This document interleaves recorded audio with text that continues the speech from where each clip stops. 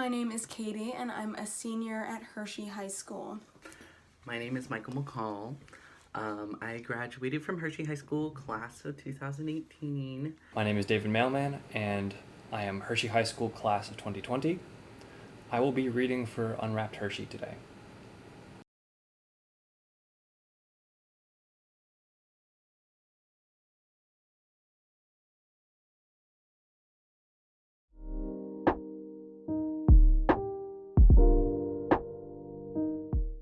Growing up in Hershey didn't teach me or others about my culture. I remember telling people my ethnicity and no one would believe me. I would have white kids tell me, "No, you're white." And unfortunately, for many years, I thought that's all I identified as. Sometimes I was embarrassed to say I was Hispanic, considering the things kids would say about Hispanics. Aren't Mexicans brown, though? You aren't. Aren't they really poor and only eat beans? I thought to myself, is this all they think about people like us? People continued to tell me who I was, and no one said anything about it. It was pretty disappointing when you have to fight for yourself when people don't believe you. I can't imagine all the people trying to hide who they are just because of the things that kids would say. The suggestion? It would have been amazing to celebrate Latino/Hispanic Heritage Month. I could have connected with others like me and could have learned more about myself. Or maybe even a race relations class to also teach others. I feel really bad about this, because a lot of the time, kids saying stuff that's like a learned behavior. So it's from their parents. So there's not really a lot you can do except hope that the parents educate their kids on people who look different from them. And that's really disappointing that the teachers didn't say anything like that. I think that would be a good idea, because I do remember in 6th grade, during Black History Month, we had to do a project on a black person who, was in a position of power or something like that. And I honestly thought that was really, it helped me realize, how many of them we wouldn't be able to do really important stuff without.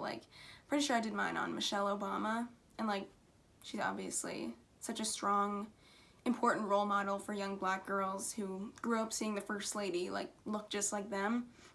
So I think having an appreciation during Latino Hispanic Heritage Month, I think that would have been really helpful to people who identified as such.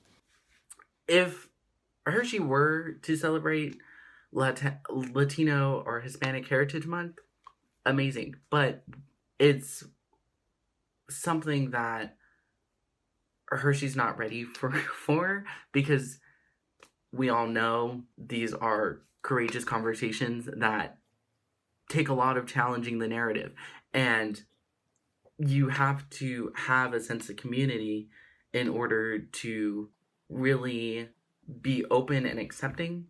It's hard because I don't even know how to really go about this, because all of my friends who were people of color were ridiculed for things that don't even make sense, especially because sometimes we are ridiculed by people within our own community. And I don't know what has been instilled in the Hershey community to think that we only accept certain cultures if they fall into these stereotypes, or if they're not that kind. Everyone knew I was black, not that big of a deal, but when I was a freshman at Hershey, I was new, and there were 2 other black kids who rode my bus, and they told me that I wasn't really black because my dad was still in my family, and I was rich because I lived in the good parts, not the ghetto. And that was from another black man to myself. So you sit there and situations like that happen where it's not even a white person saying that I'm not. Situations happen all the time, and it's sad that my friends who are also people of color have been in these situations before. And we sit there and we're like, I don't know what to do about it. There's not much that you can do except for be there and educate and challenge that narrative. And I wish that back in that day, I could have challenged that narrative. I mean, thankfully, we've grown from there, but this has been an issue in the Hershey community for quite some time, and things need to change. And it's not going to just be something that we tell the teachers and the teachers take care of. It's something that the teachers are going to need to be on, the administrators also, and the students themselves. And you need to hold each other accountable, and you need to create this very open, accepting community. If that's what we're going to put on a big poster outside, make sure that you're living up to what you're advertising. This is something that, as someone of a minority community in Hershey, I relate to, although I am almost sure I do not relate to it in the same way. That the struggles I may have faced as an Asian American probably do not even come close to the struggles of any Latinx American who's been going to Hershey for however many years. And I can only send my poor excuse for sympathy and empathy to whoever this person may be, and know that it will never equal what they have experienced, because this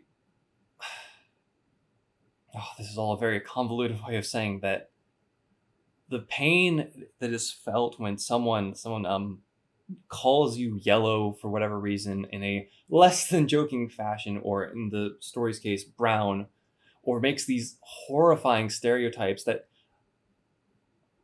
are offensive not on the basis of being even derogatory, although they are, but on the basis of trying to be funny and then saying these ridiculous things that hurt. You may never understand it, but you have to trust the people who it does hurt. You have to trust people like the person, whoever they may be, in bravely writing this out and saying what shouldn't have to be said, but apparently needs to be written, needs to be put into word, and then needs to be recorded, as otherwise it wouldn't get said. I can only offer my condolences and whatever sense of solidarity I may provide, but so be it. The past is the past. The damage has been done.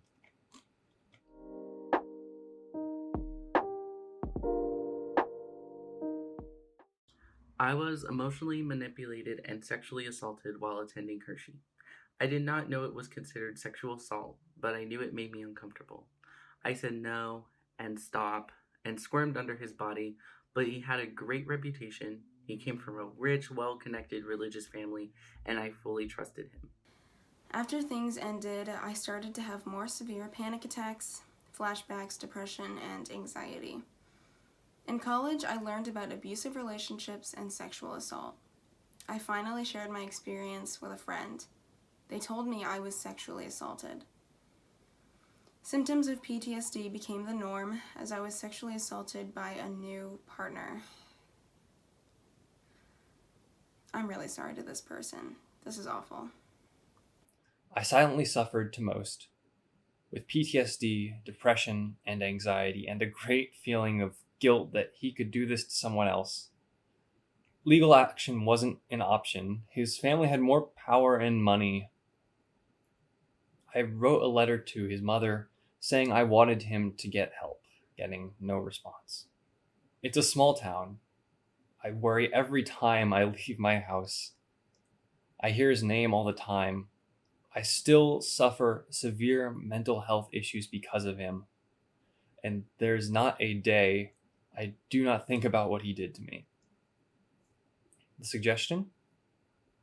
My suggestion would be to implement better consent education from a young age and to teach healthy boundaries. These can include talking more about sexual assault and emotional abuse and how it can happen from anyone and to anyone. Having ways to support survivors, talking about therapy and how to find it, separating guidance counselor duties by having some counselors focus on future and academic planning, and some mental health experts that check in with students. Additionally, talking about mental health more and in a way that doesn't make people feel weird or weak for something that they cannot control. I think education is really important. I think it's more important to talk about consent, like the emotional side, because that's it plays a very big factor in health education. I think it's important to, at a young age, start teaching them about themselves and like that it's okay to want something, not want something, and like consent. Abstinence is important to teach, but not everybody's going to follow that, so I think we should focus on the people who won't, practice abstinence and teach them what they can do to just make sure that everybody's safe. Horrifying, to say the least, is a good way to describe it. It's shocking realization that shouldn't be shocking, for lack of better words. A secret that I think a lot of us know, that Hershey's not exactly the greatest, and we, as a community that is made up of individuals who can do things to change this, are not exactly the greatest. We still have a lot of room to grow, and the root, though, is that this story is disturbing to the core, we'll say. This hits home because I was also sexually assaulted in high school while I was attending Hershey High School. I didn't know that I was sexually assaulted because it wasn't taught. I'm not going to go into a full tirade about how our health classes should be about safe sex practices and healthy relationships and actually practical things, but you can't assume that students who are in a wealthier community, a better off to do community, whatever you want to call Hershey, you can't assume that those students are going to be nice to each other. You can't assume that those students are going to know what a healthy relationship is. You can assume that those students have examples of healthy relationships to base their relationships off of. And you can assume that these students know that sexual assault and assault in general, emotional abuse, physical abuse, are real things that can happen to anybody who attends Hershey. Anyone can be a victim, and that's something that needs to be talked about. I mean, it wasn't until the second time that I was sexually assaulted because I didn't know that that wasn't normal. I didn't know that my voice is something that needed to be heard and that was valid, and that men can't treat me horribly. I didn't know that because I went to a high school where I was ridiculed for being gay, and everyone told me that I would never be in a relationship. So then, of course, if I want to be loved and I want to be like everyone else, I have to do this or I have to do that.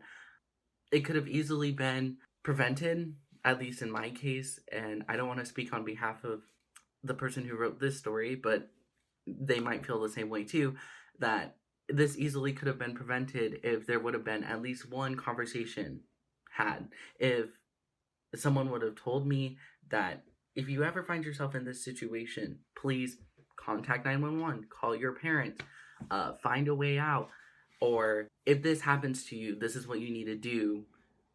If there was that conversation and there was that education, I don't think I would have been in a lot of the situations that I would have been in. And it sucks to hear that some of the things that I went through in high school is also happening to other people. And no one ever wants to talk about it,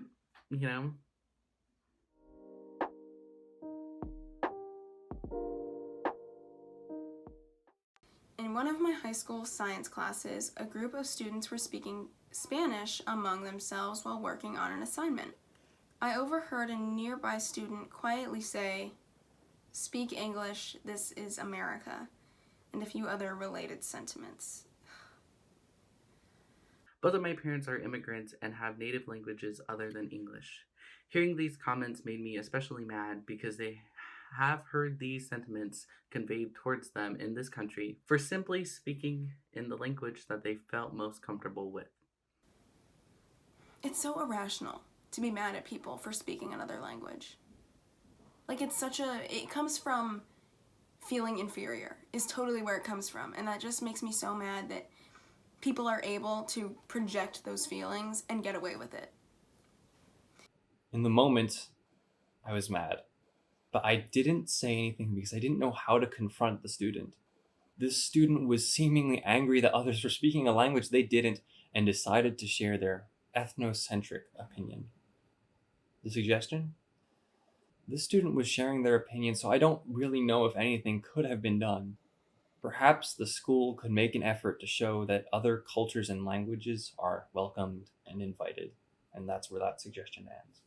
As someone of not immigrant background, but of Asian heritage, where my mother, immigrated, and my grandparents were fully Beijing Chinese and taught me the language when I was just a little kid. As someone who wants so much to identify with his ethnic community, I can only offer solidarity to whatever degree I have experienced similar problems, but I don't think I ever have. And the fact that this is just not an instance of, oh, a white kid said X to me, but an instance of people not banding together and standing up for each other and knowing that something is wrong here. It is heartbreaking. It's cliche. I'll give it to you, whoever's criticizing me watching this, but it's cliche. I know. But all the WASPs in the world, it's hard to hear them say something so demeaning towards the culture that you balance with being American. No one has malice towards anybody else innately, or very few do. But it's in the words of the Constitution. We're always trying to be more perfect, and I think that's a good perspective of what this all means. Unwrapped Hershey. A more perfect form of candy. A more perfect chocolate bubble that includes us all a bit more equally. This is kind of stuff that I feel like everyone has heard before, and I'm not trying to say that there is a specific kind of group of people who may or may not feel that America isn't for everyone, and that if you're in America, you should speak English. But if they were to associate with that group of people, then they feel that their opinion is correct. Just as if how I associate with people who make me feel that my opinion's correct when I say that America is for everyone and everyone should feel comfortable. And, it's going to make people uncomfortable. Regardless of what language you speak, because some people don't know that language. And if it makes you uncomfortable, it's kind of like, why do you feel the need to be so negative and so nasty about it? Because there's people who feel that way towards you, but they don't vocalize that discomfort because they understand that you don't know any other way to communicate comfortably. And that's okay. And I don't know what to say, because it's like teachers wouldn't have been able to do anything. There's not much that they can do. But, even my time as a student at Hershey, you have to step up for these people, and you have to be like, hey, you shouldn't really be saying that. That's out of their control and also out of your control. So don't make this to be such a nasty situation.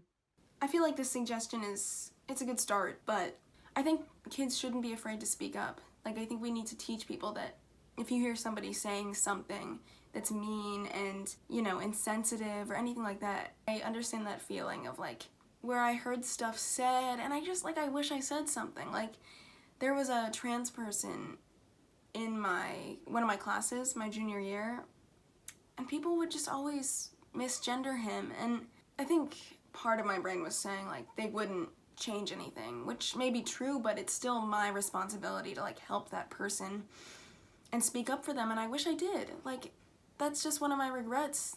I wish I just told them like that's not their pronouns. You have to call him he, him.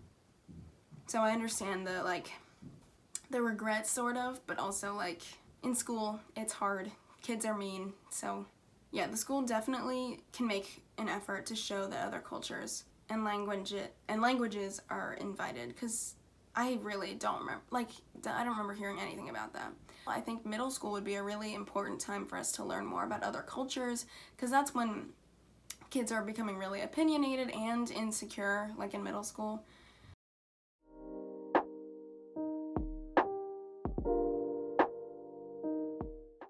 This was actually really enlightening, reading these. I guess I always knew that there was some stuff I didn't know about happening here at Hershey, but this really opened my eyes. And I really like what Unwrap Hershey is doing, and I agreed to it because I think there are so many minorities that I don't even think about my responsibility to like amplify these voices and help those who feel like they're not heard. I think what Unwrap Hershey is doing is really, really, really important, and I'm really glad to be a part of it. It's really hard for me to figure out what to say because I don't want to sit here and completely tear apart the Hershey community, because I do believe that people are trying their best to not be the literal worst, but they're not doing too well. They aren't doing too well at all. And there's so much just deeply rooted prejudice and racism and homophobia in the Hershey community. And the only reason why people don't think there is because anyone who counts as a diversity credit or like a little token this are put on a spotlight. And that was my whole high school experience. But no one wanted to talk about many situations I was in where people were just blatantly homophobic, blatantly racist. And this project, Unwrap Hershey, once this thing gets rolling, we're going to start seeing some changes because people are going to realize how recessive their mentality is just because they think that Hershey is perfect, because they live in that little chocolate bubble and don't want to see it ruined by their own actions. Do not support people who are even slightly racist or who make edgy comments or their humor's too dark for you to understand. No, do not promote that, because it's that is making our community the way that it is. Because we excuse that, but we don't get rid of it. We don't get rid of that behavior. We don't shut it down. We don't tell people that that's not okay.